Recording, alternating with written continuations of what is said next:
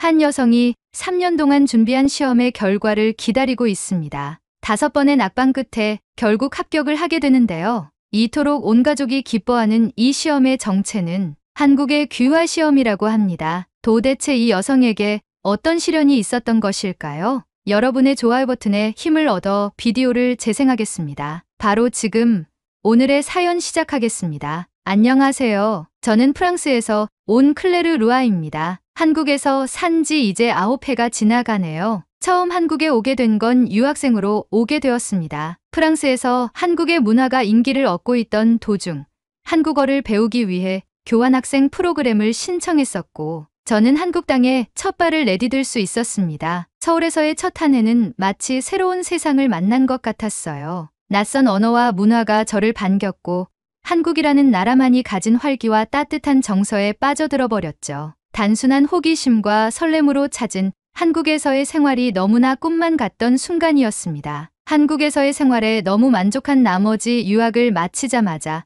한국에서 직장을 구했고 직장 생활을 하면서 사랑하는 사람도 만나 결혼까지 하게 되었습니다. 네, 맞아요. 제 남편 지훈은 한국인입니다. 지훈과 함께 김포에 신혼집을 꾸리고 지훈과 함께 한국의 문화를 즐기며 살다 보니 이제 저에게 너무도 익숙한 나라가 되어버렸죠. 떡국을 먹으며 새해를 맞이하고 시부모님께 인사를 드리기 위해 명절마다 지훈의 고향으로 내려가고 한국에서 사귄 친구들과 삼겹살을 구우며 이야기하는 일상들이 자연스러워졌습니다. 어느 순간부터 저는 프랑스인이라기보다는 한국에서 사는 외국인 며느리 클레르로 저 자신을 인식하게 됐습니다. 하지만 저를 외국인이라고 계속해서 인식하게 만드는 것들이 있었습니다. 행정 서류를 처리할 때도 외국인 등록증을 제출해야 했고 은행 계좌를 개설하거나 병원에서 보험 관련 절차를 진행할 때마다 한국 국적자가 아니라는 것이 불편함으로 다가왔습니다. 가장 크게 와닿았던 순간은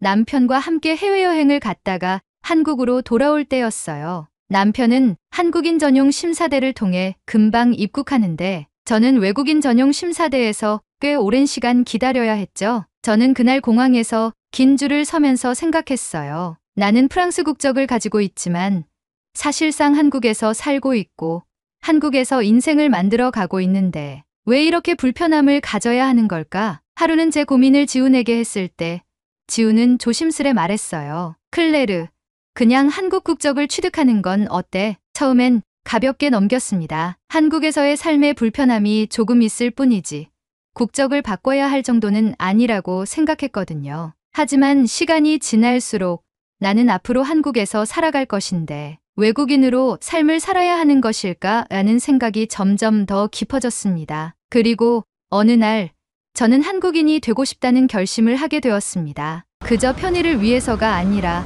진정으로 한국 사회의 일원으로 살아가고 싶었습니다. 저의 미래를 이곳에서 그리고 싶었고 제 인생을 바꾼 이 나라에 저도 온전히 속하고 싶었습니다. 그렇게 저는 귀화를 결심했습니다. 하지만 이 결정이 제 인생에서 가장 힘든 도전이 될 줄은 그때는 미처 몰랐습니다. 귀화를 결심한 후 저는 프랑스에 있는 부모님과 친구들에게 이 소식을 전했습니다. 저는 당연히 응원을 받을 거라고 생각했어요. 하지만 돌아온 반응은 예상과 달랐습니다. 클레르, 그냥 영주권만 받아도 되잖아. 꼭 국적까지 바꿀 필요가 있어. 프랑스 여권이면 충분히 좋은데 왜 그런 결정을 하는 거야? 내가 한국에 오래 살았다고 해도 완전히 한국인이 될 수 있을까? 부모님도 크게 다르지 않았습니다. 어머니는 걱정스럽게 말씀하셨어요. 넌 프랑스에서 태어나고 자랐어. 국적을 바꾼다고 해서 내가 한국인이 되는 건 아니야. 친구들과 가족들은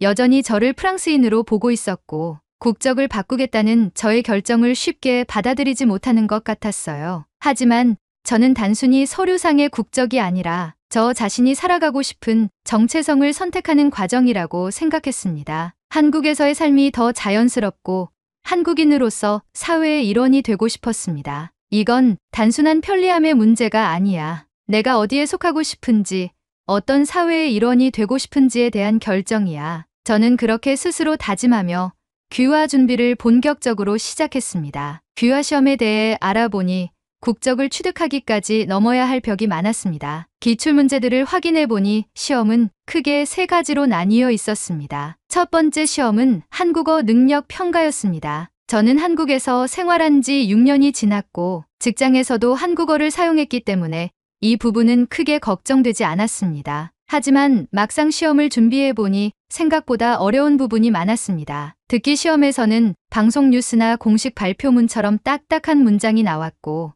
읽기 시험에서는 신문 기사나 정책 설명문 같은 복잡한 글을 해석해야 했습니다. 평소 대화에서는 문제 없었지만 공식적인 한국어 문장을 이해하고 답하는 것은 또 다른 문제였습니다. 그리고 쓰기 시험이 가장 큰 난관이었습니다. 한국의 경제 발전 과정에 대해 서술하시오. 한국의 민주화 운동이 갖는 역사적 의미를 설명하시오. 이런 문제를 보고 있으면 머릿속이 새하얘졌어요. 문법적으로 틀리지 않게 문장을 구성하는 것도 어렵지만 무엇보다 정확한 내용을 써야 했습니다. 한국의 경제 발전 과정이라니 한두 문장으로 설명할 수 있는 게 아니잖아요. 두 번째 시험은 한국의 역사와 문화에 관한 평가였습니다. 제가 한국에서 6년을 살았다고 해도 한국 역사를 완벽히 이해하는 것은 다른 문제였습니다. 고조선부터 시작해서 삼국시대, 고려, 조선, 대한제국, 일제강점기, 한국전쟁, 민주화 운동까지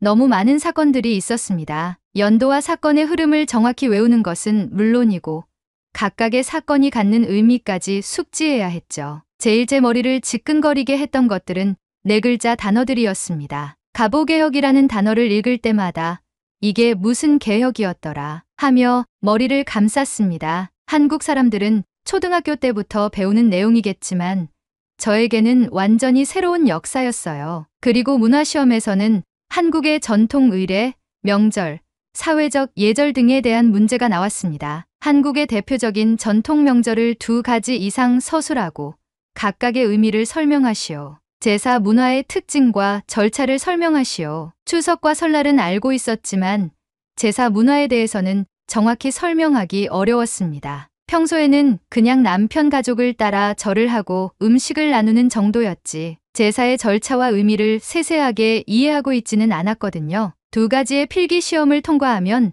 마지막으로 심층 면접을 본다고 하더라고요. 면접에서는 귀화를 신청한 이유와 한국 사회에서의 생활에 대해 질문을 던진다고 했습니다. 귀화를 결심한 이유가 무엇인가요? 프랑스와 한국의 문화적 차이를 설명해 주세요. 한국 사회에서 외국인으로서 겪었던 어려움이 있나요? 질문 자체는 예상했던 내용이었지만 단순히 정해진 답을 하는 것이 아니라 정말 한국 사회의 일원으로 살아갈 준비가 되어 있는지를 평가하는 듯했습니다. 저는 도서관을 다니며 필기시험을 준비하고 한국 친구들에게 밥과 술을 사며 면접 준비도 열심히 임했습니다. 시험 당일 저는 예상보다 훨씬 더 긴장한 상태로 시험장에 도착했습니다. 주변에는 저처럼 귀화를 준비하는 다양한 국적의 사람들이 있었습니다. 어떤 사람들은 가족과 함께 왔고 어떤 사람들은 조용히 마지막 복습을 하고 있었습니다. 드디어 시험이 시작되고 저는 최대한 침착하게 문제를 풀어나갔습니다. 듣기와 읽기 파트는 무난했지만 쓰기 시험에서 난관에 부딪혔습니다. 머릿속이 하얘졌습니다. 기출문제와 다른 내용의 문제가 나오다 보니 논리적으로 정리해서 글을 쓰는 것이 쉽지 않았어요. 최대한 머리를 쥐어 짜내어 답안을 작성하긴 했지만 자신이 없었습니다. 그리고 며칠 후 결과가 발표되었습니다. 저는 결과를 확인하는 순간까지 희망을 가졌지만 불합격이란 2글자가 눈앞에 선명하게 보이는 순간 깊은 한숨을 내쉬었습니다. 시험을 다시 봐야 한다는 압박감이 밀려왔고 내가 한국인이 될 자격이 없는 걸까 하는 생각까지 들기 시작했습니다. 지우는 그런 저를 격려하며 제 어깨를 주물러주며 말했습니다. 괜찮아. 한 번 더 보면 돼. 그렇게 저는 남편의 응원에 힘입어 다시 공부를 시작했습니다. 하지만 2번째 시험도 불합격. 솔직히 공부했던 부분이 시험에 나오지 않았다는 변명을 해보고 싶었지만 결국 문제는 저 자신이었습니다. 아무리 한국에서 오래 살았다고 해도 한국인으로 인정받는다는 것은 또 다른 차원의 문제였어요. 불합격이라는 단어가 머릿속에서 떠나질 않아 저는 몇 시간 동안 밖을 떠돌다가 밤늦게 집으로 돌아왔습니다. 지우는 걱정된 얼굴로 저를 맞이했어요. 시험 어땠어? 그의 목소리는 조심스러웠지만 저는 답하기 싫었습니다. 결과를 말하는 순간 다시 현실을 마주해야 할 것 같았으니까요. 저는 가방을 벗어 소파 위에 던지고 말했습니다. 떨어졌어. 잠시 정적이 흘렀습니다. 지우는 조용히 저를 바라보다가 다가와 제 어깨를 감싸 안았습니다. 괜찮아. 이번엔 어떤 문제가 어려웠어? 다 어려웠어. 저는 짜증 섞인 목소리로 말하고는 그대로 소파에 주저앉았습니다. 책을 펴고 공부했던 시간들이 머릿속을 스쳐 지나갔습니다. 한국어를 배우느라 고생했던 날들, 역사책을 한 줄 한 줄 외우며 노트에 빼곡히 적었던 순간들, 그리고 한국 뉴스와 토론 영상을 보며 면접을 준비했던 시간들, 그 모든 노력이 단 한 번의 시험 결과로 부정당하는 기분이었습니다. 지우는 한동안 저를 가만히 지켜보다가 말했습니다. 그만할 거야? 저는 그의 말을 듣고 고개를 들었습니다. 지훈의 얼굴에는 실망도, 조급함도 없었지만 그 대신 저에게 진지하게 묻고 있었습니다. 포기해야 할까? 프랑스에 있는 가족들과 친구들이 했던 말들이 떠오르면서 점점 그 말이 맞을 수도 있겠다는 생각이 들고 있었습니다. 그 순간 지훈이 제 손을 잡으며 말했습니다. 클레르, 내가 한국인이 되고 싶다고 했을 때 이유가 뭐였어? 저는 대답하지 못했습니다. 여권 때문이야? 공항에서 편하게 다니고 싶어서? 저는 고개를 저었습니다. 그럼 왜? 저는 한참 동안 대답을 하지 못했습니다. 그리고 그 순간 저 자신에게조차 잊고 있었던 질문이 떠올랐습니다. 나는 왜 한국인이 되고 싶었던 걸까? 저는 조용히 눈을 감고 생각했습니다. 그리고 다시 눈을 떴을 때 지훈이 저를 조용히 바라보고 있었습니다. 그 순간 깨달았습니다. 제가 한국인이 되고 싶은 것은 제 눈앞에 있는 지훈과의 행복한 한국 생활을 누리기 위한 것이었다는 것을요. 포기 안 해. 지훈은 미소를 지으며 제 손을 꼭 잡았습니다. 그럴 줄 알았어. 그날 밤 저는 다시 책을 폈습니다. 물론 여전히 어려운 시험이었고 또다시 떨어질 수도 있었습니다. 하지만 이번에는 단순히 시험을 위한 공부가 아니라 내가 왜 이걸 하는지를 되새기며 다시 시작하기로 했습니다. 그렇게 저는 세 번째 시험을 준비하기 시작했습니다. 다시 시험 준비를 한창 하던 어느 날 지훈이 제 손을 잡고 말했습니다. 클레르, 이제 암기하는 방식은 그만하자. 나랑 같이 한국을 느껴보자. 한국을 느끼라고? 처음에는 무슨 말인지 이해하지 못했습니다. 하지만 지훈은 침착하게 설명했어요. 시험 문제를 외우는 것도 중요하지만 내가 한국에서 살아가면서 자연스럽게 배웠던 것들이 있잖아. 한국을 직접 경험하면서 공부하는 게 더 효과적일지도 몰라. 저는 생각해 보았습니다. 한국에서 살면서 자연스럽게 익혔던 것들. 한국인들은 밥을 먹을 때 반찬을 서로 나눠 먹으며 가치라는 개념을 중요하게 생각했어요. 지하철에서 연세 드신 분들을 보면 자연스럽게 자리를 양보하는 모습도 한국에서는 당연한 일이었어요. 그리고 가족뿐만 아니라 친구, 동료들과도 깊은 정을 나누는 문화. 지훈의 말대로 저는 이미 한국을 배우며 살아가고 있었습니다. 그런데 그걸 시험 문제로만 접근하려 했던 것이 문제였던 거죠. 그럼 어떻게 공부하면 좋을까? 지훈은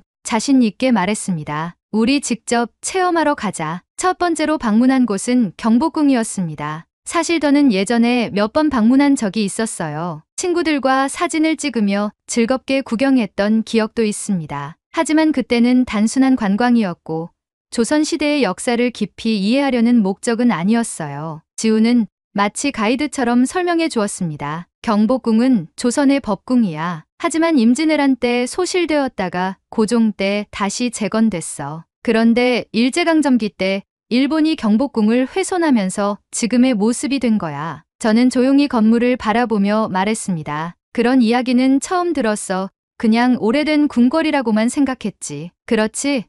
그냥 암기할 게 아니라 역사의 흐름을 이해하는 게 중요해. 궁궐 안을 걸으며 저는 단순히 조선시대 왕들이 머물렀던 곳이 아니라 수백 년 동안 사람들이 이곳을 지키고 변화해 온 역사를 피부로 느낄 수 있었습니다. 그 후에는 독립기념관에도 갔습니다. 독립운동가들의 이름이 적힌 벽 앞에서 저는 발걸음을 멈췄어요. 이 사람들은 한국을 지키기 위해 목숨을 걸었던 사람들이야. 책에서만 보던 역사적 사건들이 더 이상 단순한 시험 문제가 아니라 실제 이 땅에서 살아갔던 사람들의 이야기라는 걸 깨달았습니다. 이제야 조금씩 이해가 되는 것 같아. 지훈은 고개를 끄덕이며 말했습니다. 이제 진짜 내가 한국을 배우고 있는 거야. 역사 공부 외에도 귀화 시험에서 가장 중요한 것은 한국어 면접이었습니다. 지우는 면접 연습도 적극적으로 도와주었어요. 귀화 면접에서는 내가 왜 한국인이 되고 싶은지를 말해야 해. 그냥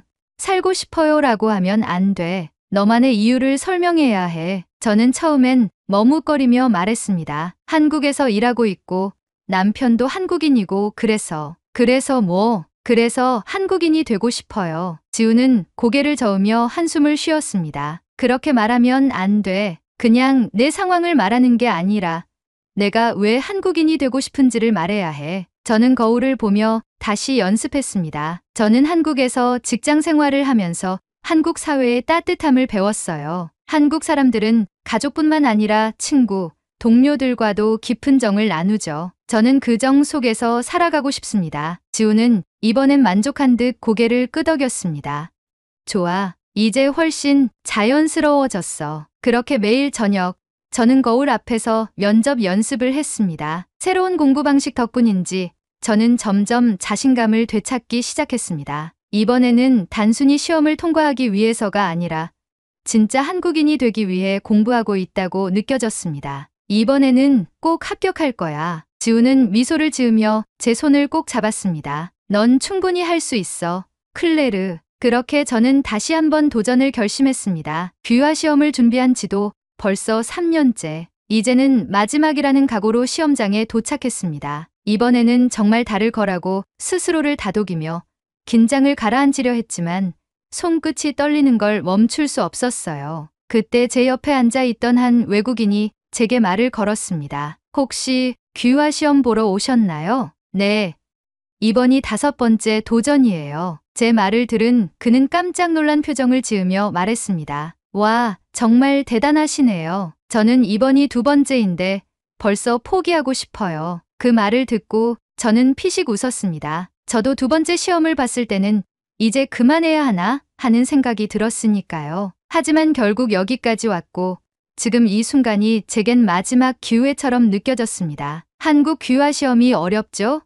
그래도 한국을 좋아하고 한국에서 사랑하는 사람과 함께하고 제 미래를 여기서 그린다는 마음으로 준비하면 붙으실 거예요. 그 사람은 감동한 듯 고개를 끄덕였습니다. 네, 맞아요. 한국 너무 좋아요. 꼭 붙길 바랄게요. 행운을 빌어요. 응시 준비를 하던 외국인들 모두 서로 응원하며 저는 다시 한번 마음을 다잡았습니다. 첫 번째 관문은 필기시험이었습니다. 이제는 익숙한 시험지였지만 문제를 받아드는 순간 긴장이 다시 밀려왔어요. 손에 땀이 나서 시험지를 몇 번이나 고쳐 잡아야 했습니다. 하지만 심호흡을 깊게 들이마시고 차분하게 문제를 읽었습니다. 지훈과 함께 공부했던 기억들이 떠올랐어요. 경복궁에서 들었던 이야기, 독립기념관에서 느꼈던 감정들, 그리고 매일 밤 거울 앞에서 연습했던 문장들. 침착하자. 내가 직접 경험했던 것들이야. 그렇게 하나씩 차근차근 문제를 풀어나갔습니다. 필기시험을 마치고 면접 대기실로 이동했습니다. 긴장된 분위기 속에서 한 명씩 면접실로 들어갔고 저도 곧 이름이 불렸어요. 문을 열고 들어가자 면접관 3명이 저를 바라보고 있었습니다. 안녕하세요. 자기소개 부탁드립니다. 네.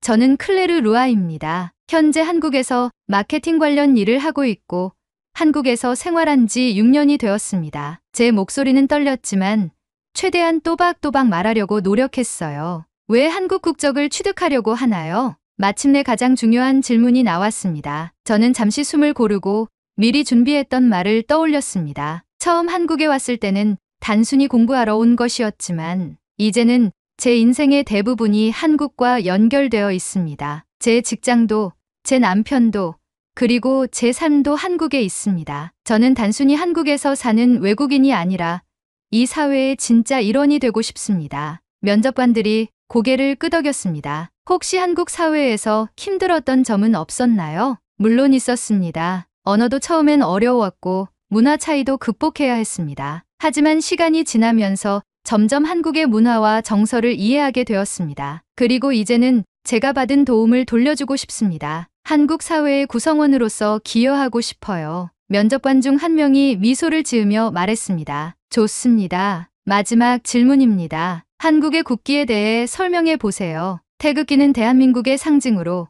태극 문양은 음양의 조화를 뜻하고 4개의 궤는 하늘, 땅, 물, 불을 의미합니다. 마지막까지 침착하게 대답한 후 면접이 끝났습니다. 저와 남편은 머리도 식힐 겸 프랑스에 부모님을 뵈러 가기로 했습니다. 파리에서 부모님과 만나 집으로 향하는 길, 휴대폰에 알림이 떴습니다. 한국 귀화 시험 결과를 확인하세요. 그 순간 차 안은 무거운 공기로 가득 찼고 저와 남편, 부모님 모두 간절한 마음으로 빌기 시작했습니다. 집에 도착하자마자 컴퓨터 앞에 앉아 로그인 버튼을 누르는 순간 심장이 너무 빨리 뛰어서 손끝이 얼어붙은 듯한 기분이었어요. 결과 확인 버튼을 누르자 화면에 뜬 단 한 단어, 합격. 저는 몇 번이고 다시 확인했습니다. 잘못 본 게 아닐까 싶어서 눈을 문지르고 다시 봤어요. 하지만 변함없이 합격이라는 단어가 선명하게 떠 있었습니다. 지훈, 나 붙었어. 기다리고 있던 지훈이 저보다 더 크게 환호성을 질렀습니다. 정말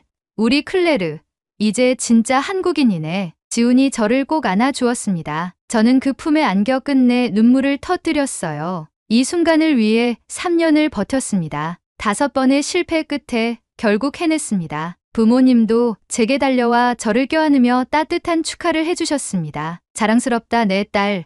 오랜 고생 끝에 결국 해내는구나. 정말 멋지다 클레르. 그 말을 듣는 순간 더 이상 어떤 걱정도 남지 않았습니다. 저는 이제 대한민국의 한 일원이 되었습니다. 한국으로 돌아와 귀화 승인 서류 절차를 마무리하고 지훈과 함께 여권을 만들기 위해 시청에 찾아가 여권을 발급했습니다. 그 순간 저는 실감했습니다. 나는 이제 한국인이다. 지훈이 제 손을 잡으며 웃었습니다. 이제 정말 우리 같은 나라 사람이네. 그 말에 가슴이 따뜻해졌습니다. 귀화 시험에 합격한 후 제 삶은 눈에 띄게 달라졌습니다. 하지만 단순히 여건이 바뀌었다고 해서 하루아침에 제 정체성이 완전히 달라지는 것은 아니었어요. 처음에는 그냥 행정적인 편리함이 생긴 것뿐이라고 생각했습니다. 그런데 시간이 지날수록 한국 국적을 가졌다는 거지 제게 주는 의미가 점점 더 깊어졌어요. 귀화를 하고 나서 주민등록증을 발급받으러 갔습니다. 외국인 등록증을 반납하고 한국 국적자로서 주민등록증을 발급받으러 가는 순간 생각보다 긴장됐어요. 서류를 작성하는 손이 약간 떨렸습니다. 직원이 미소를 지으며 제 신분증을 건네주었을 때 그 작은 카드가 유난히 무겁게 느껴졌습니다. 이전에는 외국인 등록증을 제시할 때마다 나는 이곳에 사는 외국인이라는 걸 인식했어요. 하지만 주민등록증을 손에 쥐고 나니 어쩐지 나는 이 나라의 국민이라는 자부심이 생겼습니다. 작은 변화였지만 제게는 아주 큰 의미가 있었어요. 하지만 귀화를 하면서 한 가지 고민이 남아 있었습니다. 한국은 이중 국적을 허용하지 않기 때문에 저는 결국 프랑스 국적을 포기해야 했습니다. 프랑스 대사관에 가서 서류를 제출할 때 마음이 복잡했어요. 프랑스는 제 고향이고 제 부모님이 계신 곳이니까요. 어린 시절부터 익숙했던 프랑스인이라는 정체성을 내려놓는다는 게 쉽지 않았습니다. 나는 이제 프랑스인이 아닌 건가? 하지만 저는 곧 깨달았습니다. 국적이 바뀌어도 저의 뿌리는 변하지 않는다는 것을요. 저는 프랑스에서 태어났고 프랑스 문화를 사랑하지만 제 삶은 이제 한국과 더 가까워졌어요. 한국 국적을 얻었다고 해서 모든 게 끝난 것은 아니었습니다. 진짜 한국 사회의 일원이 되려면 계속해서 배워야 한다고 생각했어요. 그래서 저는 한 가지 새로운 목표를 세웠습니다. 이제는 한국 사회에 기여할 수 있는 사람이 되고 싶다. 그래서 저는 한불문화원에서 진행하는 문화 교류 프로그램에 자원봉사자로 참여하기 시작했습니다. 문화 교류 활동을 하면서 저는 또 새로운 목표를 세우게 됐습니다. 내가 직접 프랑스인들에게 한국을 가르칠 수 있다면 어떨까? 한국 귀화 시험을 준비하며 힘들었던 기억이 떠올랐어요. 처음에는 한글을 읽는 것도 어려웠고 발음도 잘 되지 않았어요. 그런데 그 과정을 극복하면서 한국어의 매력을 알게 되었고 한글을 바탕으로 많은 프랑스인에게 한국을 가르치고 싶다는 생각이 들었죠. 그래서 저는 한국어 교원 자격증을 따기로 결심했습니다. 한국어를 배우고 싶어하는 외국인들에게 같은 외국인의 시선으로 한국어를 가르칠 수 있다면 더 쉽게 이해시켜 줄 수 있을 것 같았어요. 이제 저는 단순히 한국에서 사는 사람이 아니라 한국을 배우고, 한국을 알리고, 한국을 사랑하는 사람으로서 살아가기로 했습니다. 그리고 언젠가 저처럼 한국을 사랑하는 또 다른 외국인이 귀화를 고민할 때 제가 그들에게 도움을 줄 수 있는 사람이 되고 싶습니다. 제 이름에서 영감을 딴 한국인 채린이라는 이름으로 한국에서의 새로운 길을 걸어가려 합니다. 한국 사랑합니다. 오늘의 사연은 여기까지입니다. 외국인들이 그토록 원하는 한국의 국민으로 살아간다는 것에 감사함을 느끼게 되네요. 한국인이라면 꼭 알아야 할 것들을 댓글로 남겨 감동 비디오의 마지막을 장식해주세요. 귀화 시험을 준비하는 외국인들에게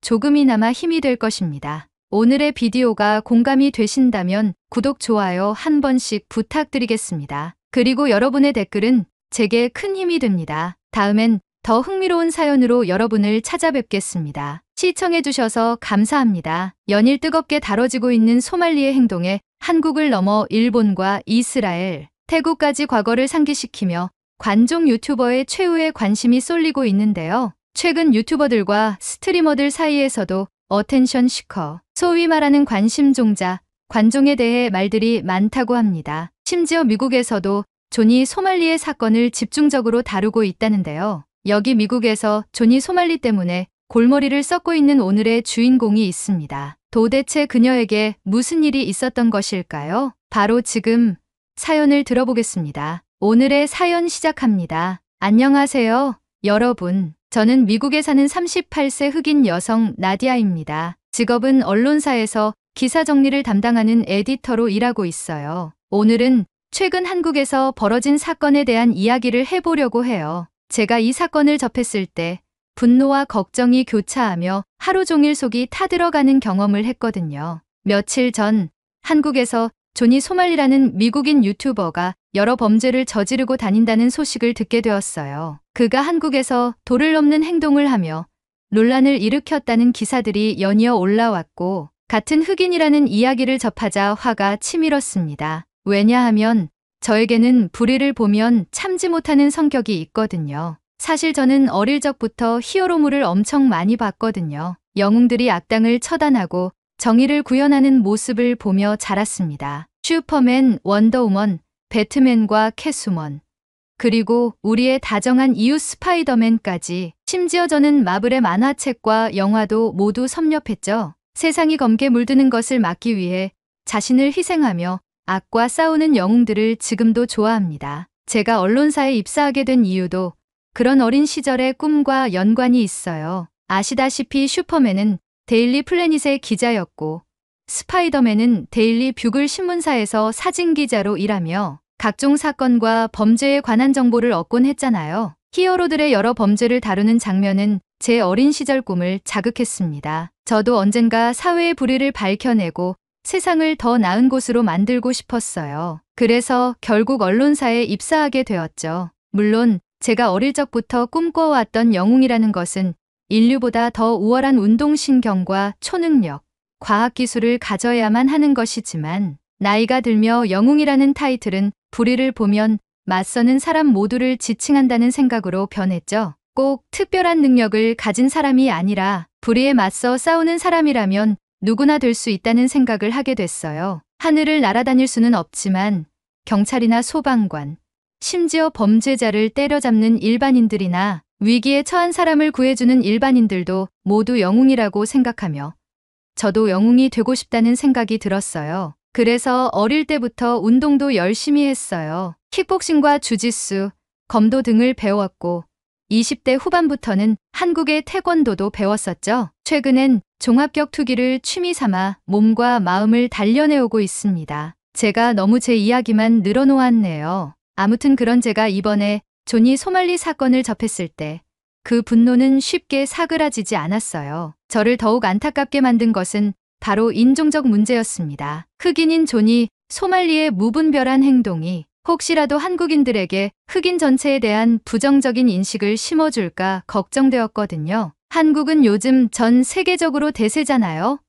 어딜 가나 한국에 대한 이야기가 들리고 한국에 관한 관련 기사가 저희 언론사에선 적어도 2개 이상은 매일 다뤄요. 보통 언론사에서는 그 나라와 지역에 맞는 이슈나 사건 사고를 다루는 게 일반적인데, 올해 초부터 한국 문화와 한국 컨텐츠, 한국의 K-팝에 관한 이슈가 체감상 매일 다뤄지는 것 같아요. 그래서 그런지 미국인, 특히 흑인인 존이 소말리가 악행을 저지른 사건이 화두되고 있다고도 생각이 들고요. 한국에서 금지된 행동을 일부러 저지르고 사람들을 모욕하며 유튜브 구독자를 끌어모으려는 그의 모습에 저는 참을 수 없는 분노를 느꼈어요. 더구나 그가 저와 같은 흑인이라는 소식까지 전해지면서 화는 더 크게 치솟았습니다. 게다가 미국은 다른 나라 사람들이 문제를 일으키면 총기나 무력으로 진압하는 일도 허다하게 발생하는 나라인데 한국에서 미국인이 악한 행동을 하면 한국인은 오죽할까요?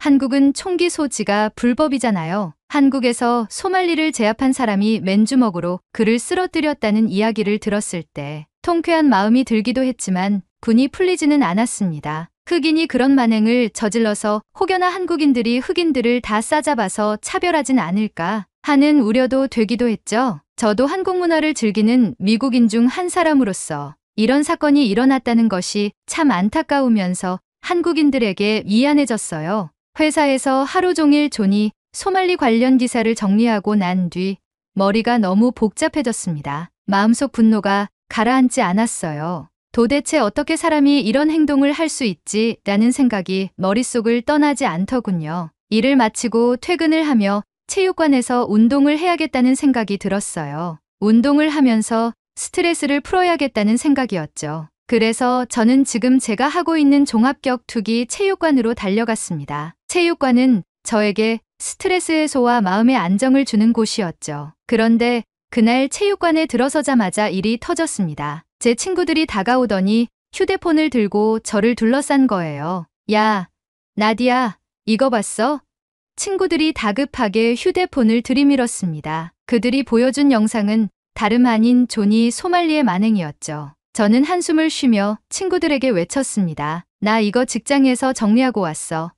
진짜 너무 화나서 도저히 참을 수가 없어. 그러자 같이 운동하는 친구들도 분노의 물결에 동참했습니다. 친구들 대부분이 저처럼 흑인들이라 그들의 반응도 격렬했어요. 이 자식은 대체 뭘 믿고 저렇게 깝치는 거야? 라며 분노했고 또라이 같은 놈들은 맞아야 돼 라며 입에 담지 못할 욕을 하며 폭발했으며 그중 한 명은 샌드백을 강하게 돌려차며 내 앞에 있으면 이렇게 담글 거야 라고 말했죠. 친구들이 분노를 터뜨리니 저도 모르게 동화되어 옷도 갈아입지 않은 채 샌드백을 힘껏 내리치고 사이드킥을 후려갈겼어요. 순식간에 체육관 분위기는 뜨겁게 달아올랐고 체육관에 있던 다른 운동인들도 무슨 일인가 싶어 몰려들었습니다. 결국 우린 하라는 운동은 안 하고 둘러앉아서 존이 소말리의 또라이 짓들에 대해 열띤 이야기를 나누며 휴대폰을 쥔 채 각종 정보를 검색하기 시작했어요. 검색을 하다 보니 소말리라는 인물은 각 나라에서 금지하는 행동들, 인종차별, 반정치적 행동들을 하며 관심을 끄는 어텐션 시커였어요. 그야말로 관심병이죠. 이름을 알리고 유명해지고 싶다는 이유 하나만으로 상식에 벗어난 행동들을 하는 사람들을 일컫는 말이에요. 한국에서는 이걸 한국어로 관심종자라고 하더군요. 체육관에 있는 사람들은 어떻게 인간이 이렇게까지 타락할 수 있는지 경이롭다는 말도 하며 분노를 차곡차곡 쌓아 올렸어요. 그 순간 모두가 폭소를 터뜨리는 일이 벌어졌어요. 체육관 관장 친구가 기막힌 일을 벌인 거예요. 존이 소말리의 얼굴을 프린트해서 샌드백에 하나씩 붙이기 시작하는 거예요. 그리고 체육관에 있는 모두에게 소리쳤죠. 여러분, 오늘은 2배, 3배 더 힘차게 타격해봅시다.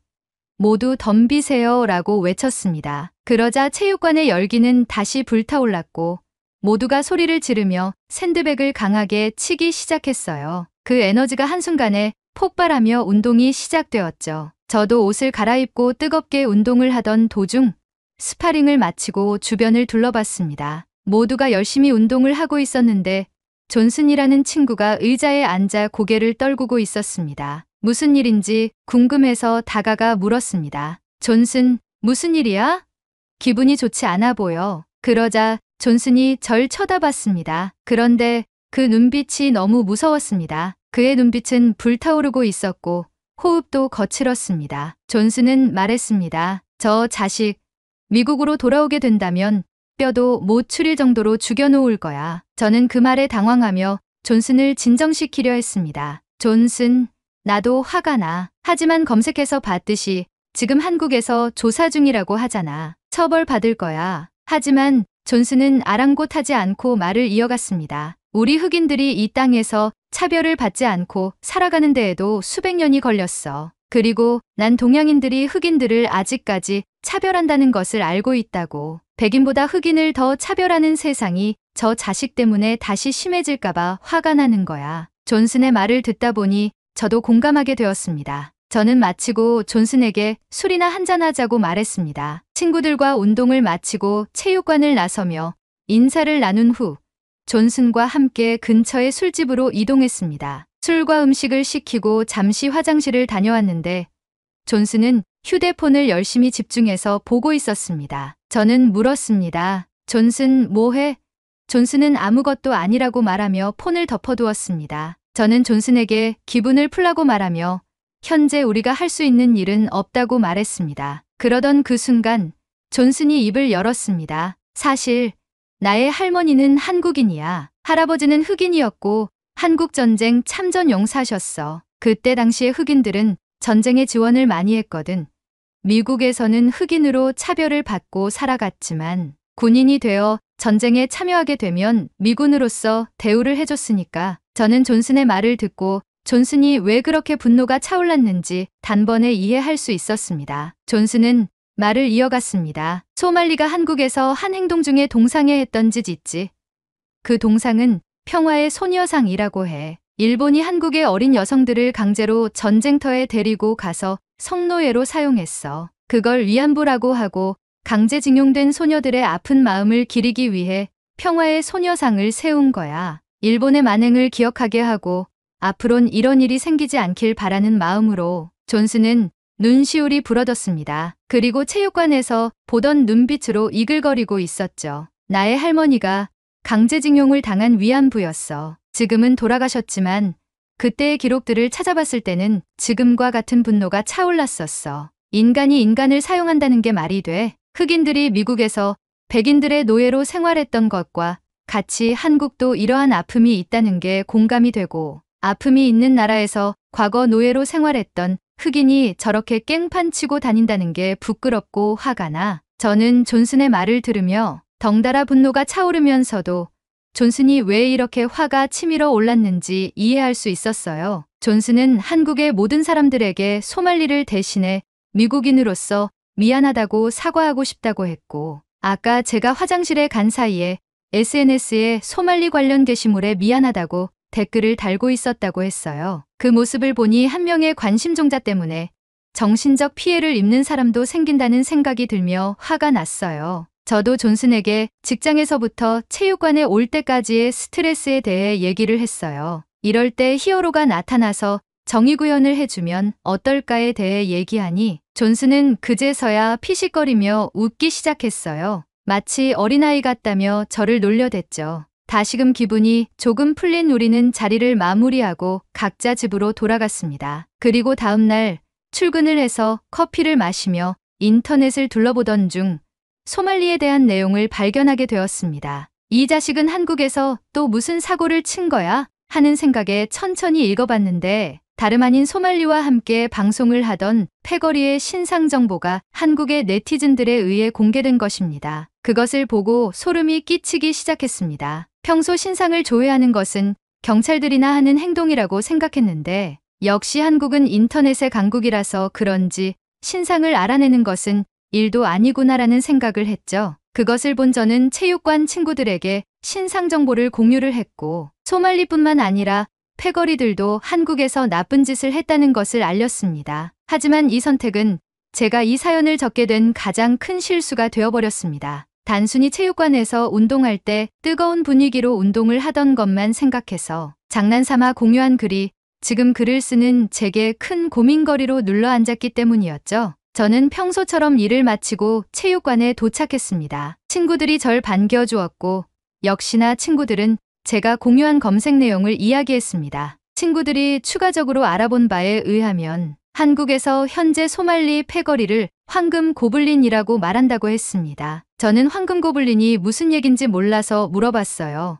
그러자 친구들은 PC게임에서 황금고블린이라는 몬스터를 잡으면 수준 높은 아이템을 주는데 한국에서 소말리에게 주먹질 한 사람들이 영웅, 의인이라는 칭호를 부여받으며 네티즌들에게 고맙다는 말을 들으며 인기를 얻고 있다고 하더라고요. 그래서 한국에 힘 좀 쓰는 네티즌들이 신상을 조회하고 말 그대로 황금고블린 사냥을 하러 다니는 거죠. 저는 다시금 한국인들이 대단하다고 느꼈어요. 그리고 한국인들은 절대 건들면 안 되겠다는 생각이 들었고 한국인들이 불의를 보면 참지 않는 높은 시민의식을 가지고 있구나 라고 감탄하며 옷을 갈아입기 위해 라커룸으로 들어갔습니다. 옷을 갈아입고 나왔는데 뭔가 허전한 기분이 들었습니다. 주변을 둘러보며 왜 허전한지 알아보려 하는 순간 번뜩이는 한 사람이 생각이 났죠. 바로 존슨이었어요. 존슨이 보이지 않는 겁니다. 저는 친구들에게 존슨이 왜 오지 않았냐고 물었어요. 친구들은 잘 모르겠다고 말하며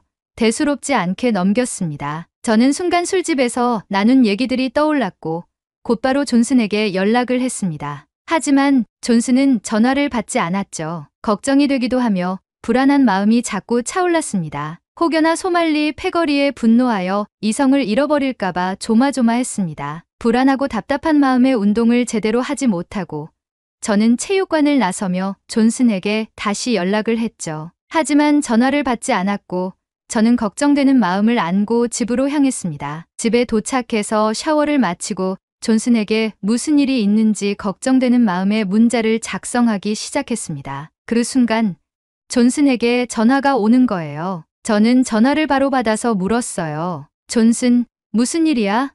오늘 왜 체육관에 나오지 않았어? 수화기 너머에서는 존슨의 숨소리만 들렸고 저는 조마조마했습니다. 나디야, 소말리 패거리는 선을 넘었어. 이제 돌이킬 수 없어. 저는 존슨의 말이 이해가 가지 않아서 되물었습니다. 무슨 말이야? 돌이킬 수 없다니? 수화기 너머에서 한참의 정적이 흐르다가 존슨이 말을 했습니다. 내가 아는 형님들에게 어제 너에게 얘기한 이야기를 했어. 그러자 형들이 흑인의 수치라고 말하면서 한국에 소말리를 잡으러 가겠대. 한국에서 징역을 선고하지 않으면 바로 한국에서 응징한다고 하더라고. 그리고 내가 보낸 소말리 패거리 중 한 명인 준호라는 흑인이 미국으로 귀국했다는 정보도 알게 돼서 형들이 찾아낼 거라고 하더라고. 이 형들은 다 어릴 적부터 나와 알고 지낸 형들이고 이 형들의 할아버지들도 한국전쟁 참전 용사거든. 한국에 대한 애정이 남다른 형들이라 엄청 화났고 나는 더 이상 말릴 수 없어. 저는 말문이 막혀버렸습니다. 제가 공유한 내용 때문에 이를 키우게 된 것 같아 두려워지기까지 했습니다. 저는 존슨을 진정시키며 말했습니다. 존슨, 만약 너의 형들이 타국에 넘어가서 폭력을 행사하게 되면 일이 더 커질 거야. 더군다나 흑인을 넘어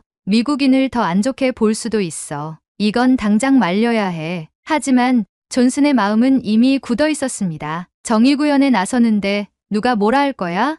찾아보니 한국에서 경찰들이 소말리를 붙잡아두고 조사를 하는 게 소말리를 보호하기 위해서라는 말도 있어. 한국인들이 이렇게 분노하는데 처벌이 미약하면 안 된다는 말도 돌고 있고 이건 간과할 문제가 아니야. 패거리 중에 행크라는 놈이 있는데 미국 영주권자이면서 사고를 쳐서 한국으로 추방당했다던데 그리고 한국에서 소말리가 하는 만행을 기획하고 연출하는 놈이래. 각 나라에서 자극적인 소재를 찾아서 소말리에게 정보를 알려주는 놈이라고 하더라고. 그런데 그 자식은 벌조차도 받지 않고 있어. 상식 밖에서 행동하는 건 인간이길 포기한 것들이야. 그런 놈들은 벌을 받아야 해. 저는 아무 말도 할 수 없었습니다. 틀린 말은 아니지만 아무래도 타국에서 폭력을 행사한다는 것이 옳지 않은 생각이 들어 혼란스러웠습니다. 저는 존슨에게 말했습니다. 존슨, 내 마음을 충분히 이해하고 있어. 하지만 폭력은 아닌 것 같아. 죄를 지었으면 법의 심판을 받게 하는 게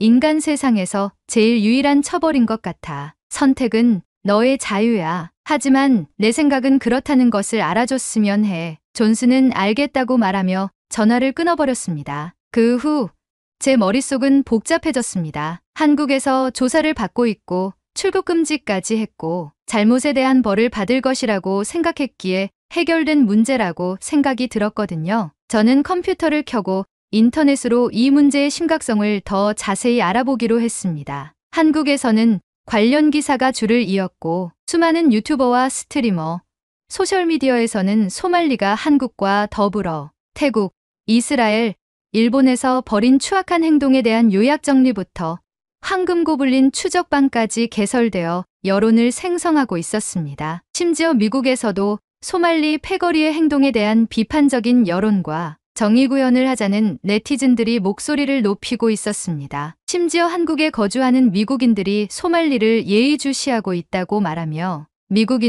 미국인이 처벌하겠다고 말하는 사람도 있었습니다. 한 명의 또라이가 이렇게 큰 파급력을 낸다는 것이 놀라우면서 혐오스러웠습니다. 하지만 제가 생각하기에는 이 사건을 중대하게 보고 미국으로 강제 송환한 뒤 미국법에 따라 조치를 취해야 한다고 봅니다. 하지만 각국의 여론이 들끓는 가운데 혼란만 가중되고 제가 어릴 적부터 봐왔던 히어로들의 정의구현처럼 소말리 패거리들에게도 정의구현을 하여 한국에 대한 미안한 마음을 대신하는 게 옳을 수도 있겠다는 생각도 문득문득 들어서 이렇게 사연을 보냅니다. 한국인 여러분은 이 사건을 어떻게 바라보고 있나요? 한국의 법을 자세히 몰라서 이런 경우에는 어떻게 처벌이 되는지도 궁금합니다. 그리고 혹여나 미국인들이 소말리 패거리에 대한 응징을 한다고 할 때는 부추기진 않았으면 해요. 복수해주면 좋긴 하지만 또 다른 가해자를 발생시키는 원인이 되기도 하니까요. 차라리 미국에서 이런 일들이 일어났다면 마음이 그나마 편했을 텐데 한국에서 이런 일이 벌어져서 정말 죄송하게 생각합니다.